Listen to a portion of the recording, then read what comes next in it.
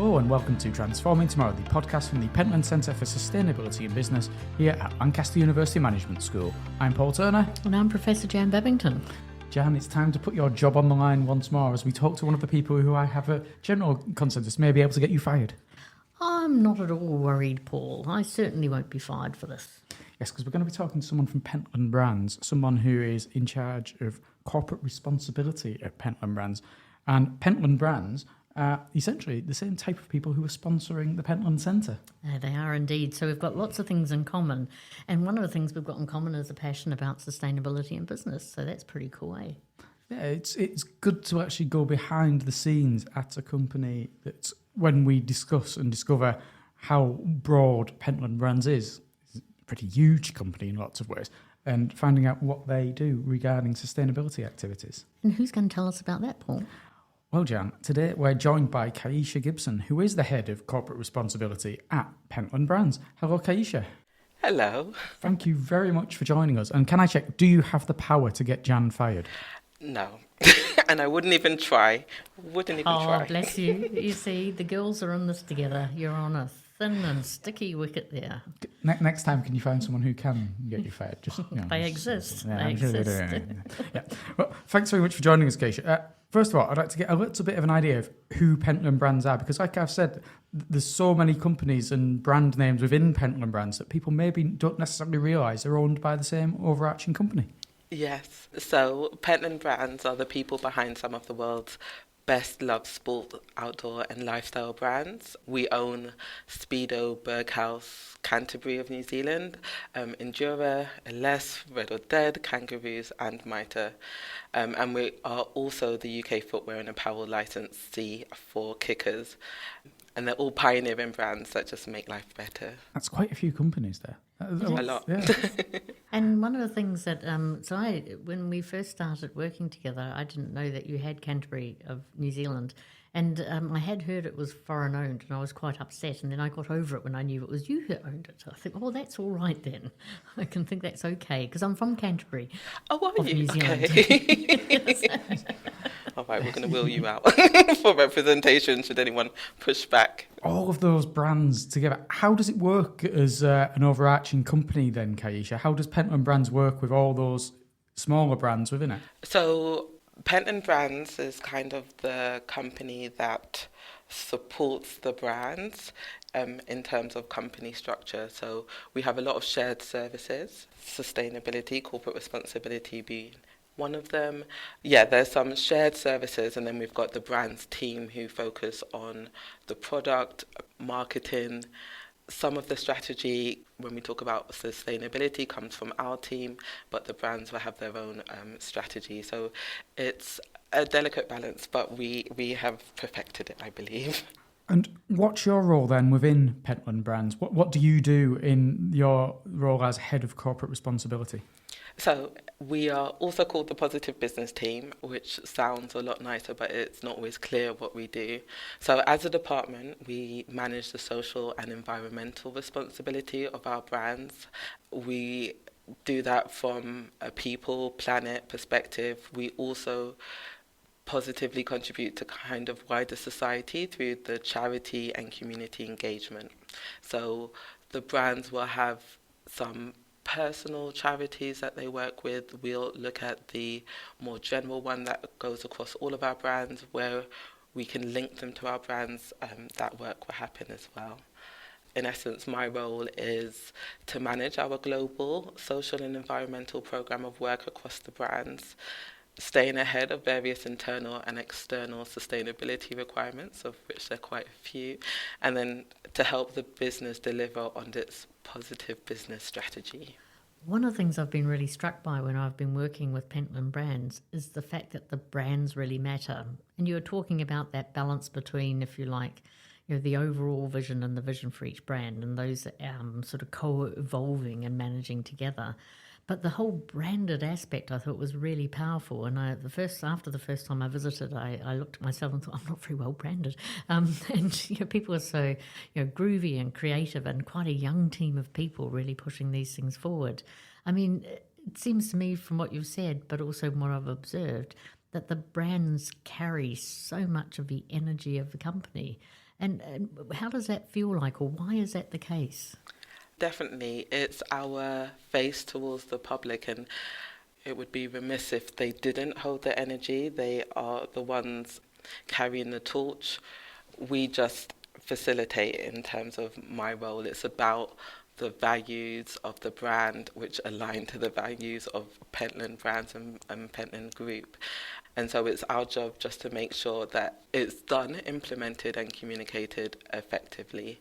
So there shouldn't be a disconnect, otherwise we are doing something wrong, I would say. Do you find when it comes to the brands that are under the Pentland Brands umbrella that there is some level of uniformity and shared purpose when it comes to issues of corporate responsibility? Definitely.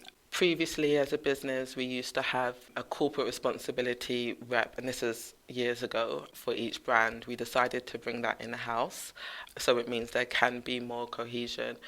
But in terms of the brands we have and their focus on improving health, the fact that they're sports and outdoors, that they're in nature, whether it's football or walking or mountain biking with Endura, there's no way for those values not to align. It is about making sure where our products are used is preserved. It's about we want to improve people's health, and that includes mental health as well as physical. And we all know the power of kind of like being out in nature, respecting the space. And actually, we normally talk about having a brand for generations and generations. We want to be here for a long time, and to do that, it is about being sustainable. That's really quite cool.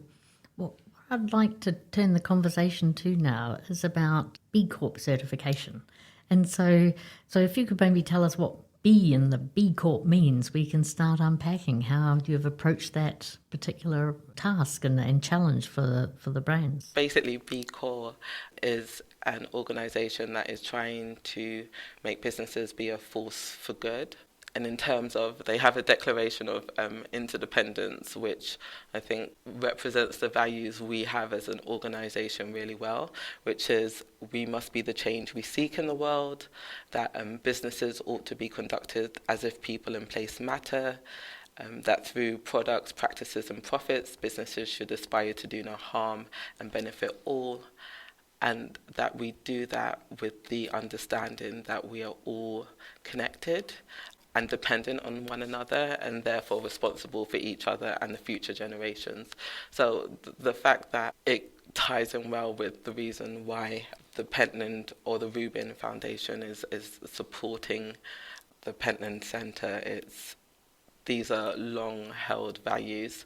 We felt it was a great opportunity to kind of go through an independent verification, which gives us a holistic overview of the impact of our brands, because it focuses on how the business is run, not just on specific products.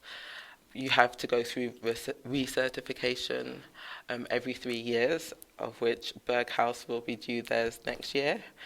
In the meantime, you have to write an annual report, so it's always about looking forward, about challenging yourself and looking for ways to improve. And while it is great to be told what you are doing right, it's also helpful to know or to be given guidance on how to do things better as well. So is it the Berghaus brand within Pentland Brands that's got the B-Corp, or is it the wider Pentland Brands that has the B-Corp? No, so we were originally looking at doing it as Pentland Brands, but due to the complicated structure or the boring stuff, it wasn't feasible. So as a business, we have started with Berghaus.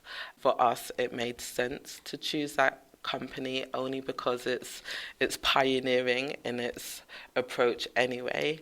It's a clear British brand that always wants to challenge itself and is ready to be held up to global standards.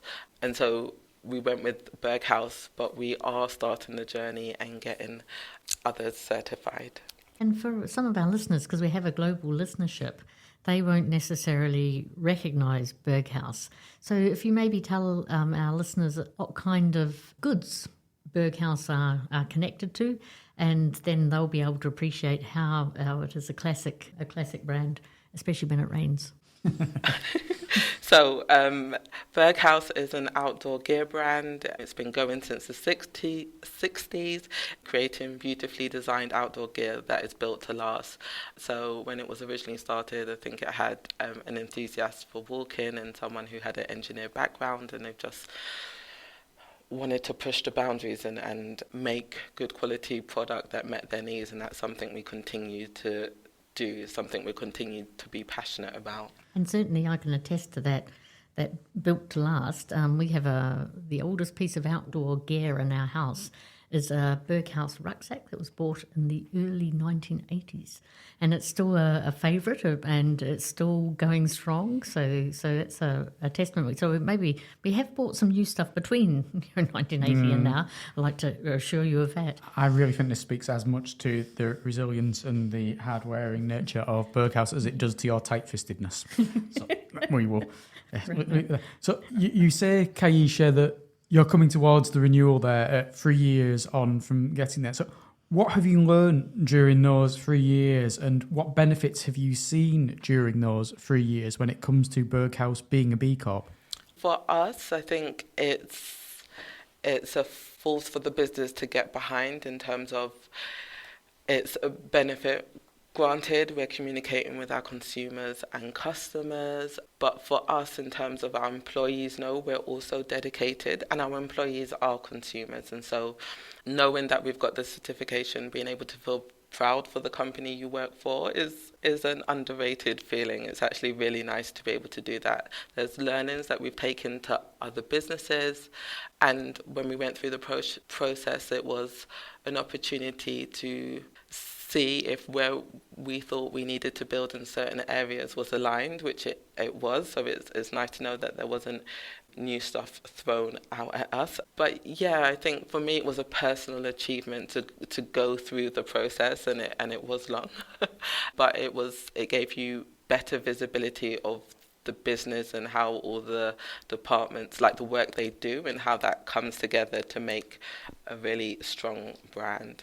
And are you aware what the level of customer awareness is when it comes to Berghaus being a B Corp, and what impact that has on customers' attitudes towards you? It's an easily recognisable symbol, but I would like to believe that because we as a brand have always shown our commitment to people and the planet, it won't be new. There's some new consumers who don't know our history, and it's a good check-in. But we are doing it because we want to get better overall, and you can always see that in the product and how we communicate in general. So I don't have figures in that area, but when you go onto the B-Corp website, when they talk about the stats that are associated in terms of greater innovation, better D&I, better retention, I think we have all of that as well, and I'm not sure if it's causal or coincidental, but yeah, there's alignment in there for sure. One of the things that caught my eye about Berghaus is your repair house service. And so our listeners might be really keen to hear about that activity. And then once you've explained that, I'm going to see if it was a relationship between that and the B Corp process. So maybe just start with, what is Repair House? Repair House is our service where we offer our customers to send in any old product that has maybe damaged or broken. So for example, a zip, they send it in to us, we repair it and send it back to the customer. If we can't, we'll find a place to donate it to. But it wasn't actually related to B-Corp. It's something that we had in place. Yeah, it's a popular service, but we're proud of it because it's a clear commitment to actually, we don't want our customers to waste money, and we believe in our goods. We'll always repair them where possible. And I think particularly that sort of belief in your goods is absolutely central to it, because if you thought that in offering that you were going to be inundated, that wouldn't necessarily be a vote of confidence in your goods. But the fact that you can offer that, I think, is a really good evidence that you don't expect everyone to need it. And I think that's a really good aspect of it. We have had people send in products for repair probably from the same time frame as your jacket, so there's no time limit. That in itself is very impressive, almost as old as I am, which is crazy. Exactly. Have you picked up lessons from doing the B-Corp process that you think other companies that might be thinking about taking part in B-Corp certifications could learn from? There's definitely lessons to be learned just in terms of how you approach it. When we first did it, I think I wasn't prepared for how many different departments need to be involved, and that's definitely not a bad thing.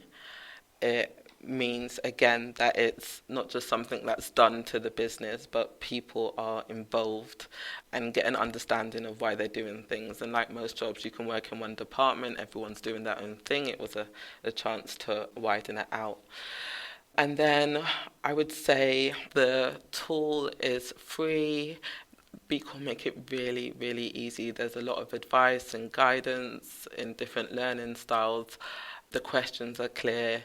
There's a section which is called Learn More to expand on it. But I would say give yourself time. There are a lot of questions. Generally one person, unless it's a very small business, is not going to know all the answers. Do it with a group. And I would say whatever the outcome is, whether you reach the minimum threshold score of 80 points, so whether you reach it or it comes below, I think you can use the questions as guidance to kind of shape how you approach it going forward. It's interesting there that you mentioned smaller companies, because in my mind, when it comes to B Corp, a lot of the businesses I'm aware of that take part in the B Corp process tend to be a little bit smaller. Not necessarily, I'm not talking about one-man operations or one-woman operations. I'm talking about just smaller SMEs maybe. Is there something special when it comes to going for B Corp certification as a brand, as opposed to maybe as a smaller business? I would say, regardless, maybe not going for the certification, but once you're there, there's a whole community. When you're part of larger organisations, there's generally a lot of collaborative work anyway. I don't know what it's like for smaller and medium-sized enterprises, but the resources, the engagement, the activities and initiatives that are available are really useful.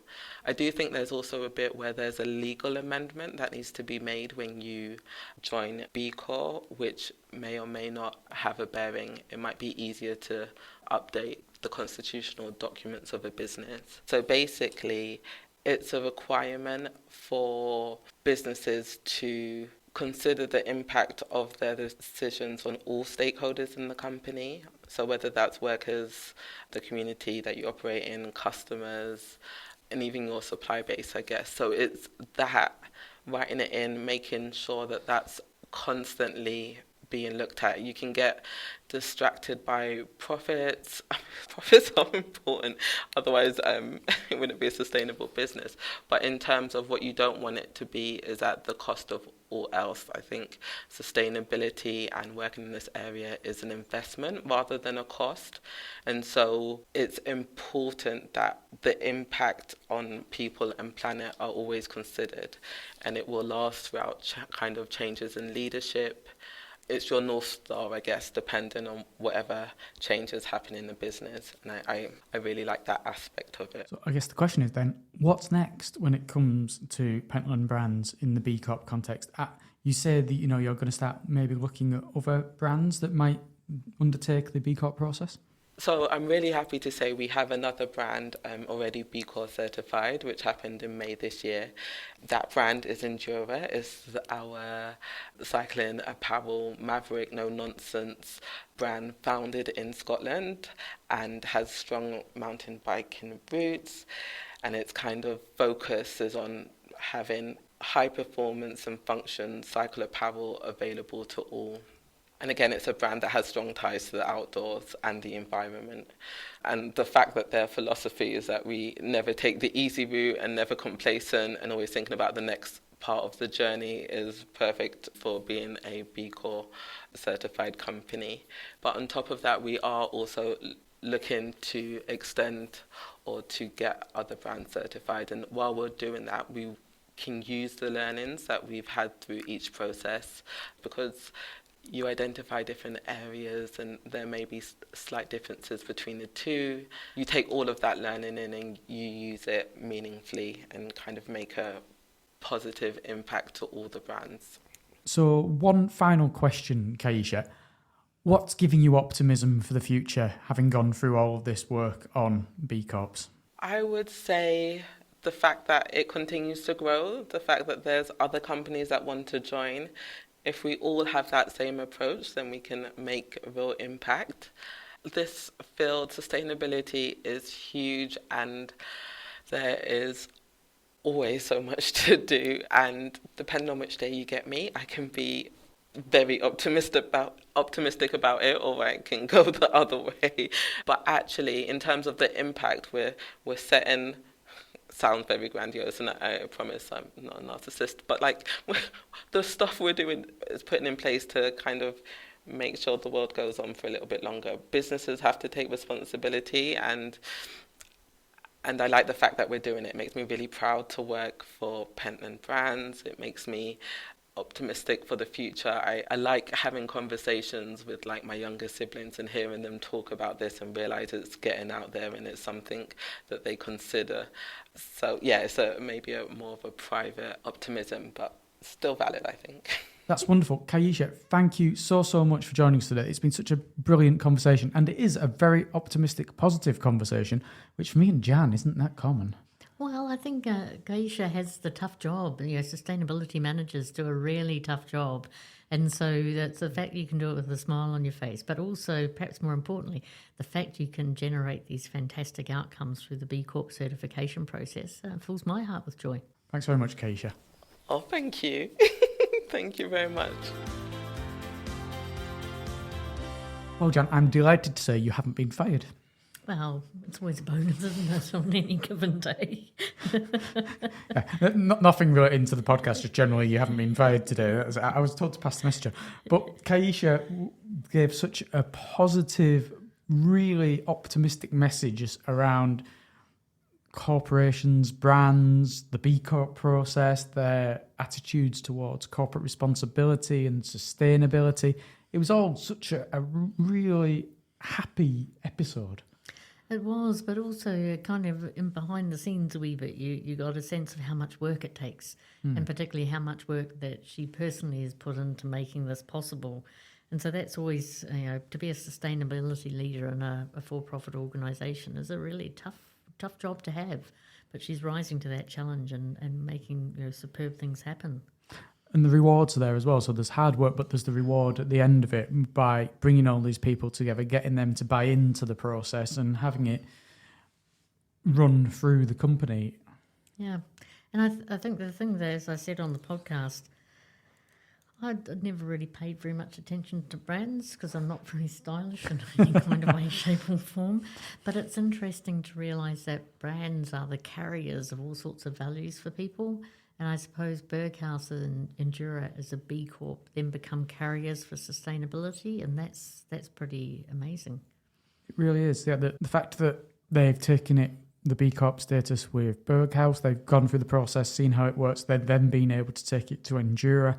And I wouldn't be at all surprised if that was just the start and that the more of the brands start going along that route. And that's how it works, is you build and build. And some brands will probably have a more natural fit with the idea of B-Corp than other, but the longer we go along this process, generally, the more firms are going to have some kind of fit with sustainability and corporate responsibility. Absolutely. So what brands are you keen on, Paul, as a branded, stylish young man? I think I'm wearing only brands today. It's not normally me. So I'm wearing my Adidas trainers. I'm very much Adidas trainers. I find them very comfortable. And most of my Adidas trainers now are made from recycled plastic. Oh, that's cool. Yeah, it's something I've noticed that I try almost always to buy the ones that are made of recycled plastic. So that's it.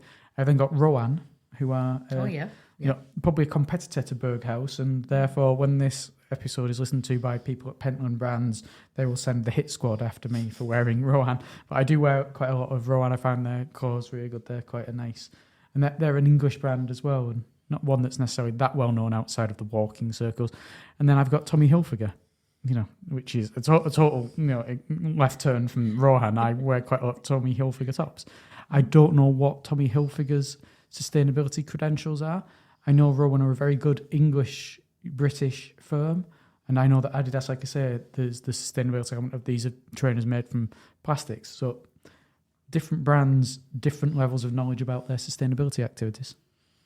I have to say I've got no idea what I'm wearing today. You're wearing a T-shirt about Pluto, which I don't think is from a particular brand. And likewise, if I was to show you my T-shirt, it's just of a mountain in Austria, and it's not necessarily got any brand association.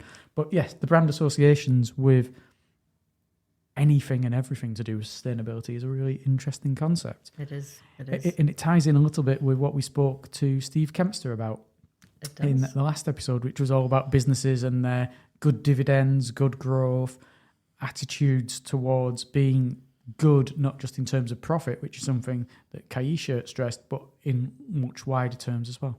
And I suppose Kaeisha's framing that she used was positive business, which fits really well with how we, some of the things we chatted with Steve about as well. So good dividends, positive business, these are in the same family of values and commitment to sustainability in business. And there's going to be a similar theme that runs slightly through the next episode when we'll be having Tim Lamont, who works here at the Lancaster Environment Centre, and he's going to be telling us to how companies can contribute to nature restoration, which is another element of how companies can do good. It is. We look forward to that for sure. Indeed. Well, until then, thank you very much for listening. I'm Paul Turner. And I'm Professor Jan Bivington.